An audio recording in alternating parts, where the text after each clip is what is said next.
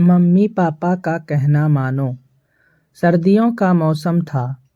नन्हे खरगोश के घर को चारों ओर घास फूस लगाकर गर्म रखा जाता था। रात होने वाली थी।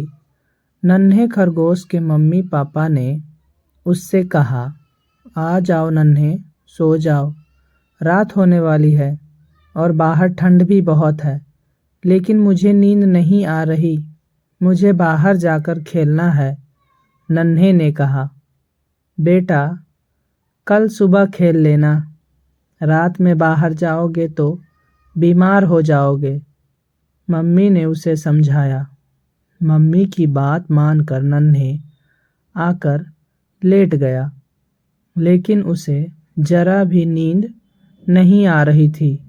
वह थोड़ी देर लेटा, फिर मम्मी पापा से छिपकर बाहर आ गया और जंगल में घूमने निकल पड़ा। वह चलता जा रहा था। इस तरह कभी भी वह जंगल की ओर नहीं आया था, लेकिन वह रास्ता ध्यान से देख रहा था। मिट्टी में उसके पाँव के छोटे छोटे निशान बनते जा रहे थे। इनकी मदद से मैं घर वापस पहुंच जाऊंगा, उसने सोचा। वह काफी दूर आ गया था, तभी जोर से आंधी चलने लगी। वापिस जाने का रास्ता उसके पाँव के वो निशान ही बता सकते थे, लेकिन तेज आंधी ने इतनी धूल उड़ाई थी कि निशान मिट गए थे। वह घबराकर इधर उधर भागने लगा। उसे समझ नहीं आ रहा था कि क्या करें। नन्हे बहुत डर गया था। दौड़ते दौड़ते उसने यह भी नहीं देखा कि आगे तालाब है, और फिर छपाक से तालाब में गिर गया। वह मदद के लिए चिल्लाने लगा।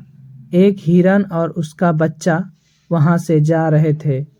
उन्होंने नन्हे खरगोश को मुश्किल में देखा तो रुक गए। उन्होंने किसी तरह खरगोश को बाहर निकाला। वह ठंड से कांप रहा था। हिरन जल्दी से नन्हे को अपने घर ले गया। घर जाकर हिरन की मम्मी ने उसे अपनी गोद में लपेट लिया और दूध पीने को दिया। अब नन्हे को अच्छा लग रहा था, लेकिन उसको अब घर की याद आने लगी थी। हिरन ने उससे घर के बारे में पूछा तो नन्हे ने बताया कि उसे ठीक से पता नहीं है। इधर नन्हे की मम्मी पापा परेशान थे कि नन्हे कहाँ गया। वे उसे ढूंढने निकल पड़े। हिरन भी नन्हे को लेकर जंगल में निकला। रास्ते में ही नन्हे के मम्मी पापा उसे दूर से आते हुए दिखाई दिए। वे दौड़कर नन्हे के पास आए और उसे गले से लगा लिया। कहाँ चले गए थे तुम? मम्मी रो रही थी। ऐसे बिना बताए थोड़े ही जाते हैं, पापा बोले। नन्हे ने उनसे माफ़ी मांगी। नन्हे के मम्मी पापा ने हिरन को धन्यवाद दिया और नन्हे को साथ घर की ओर चल दिए।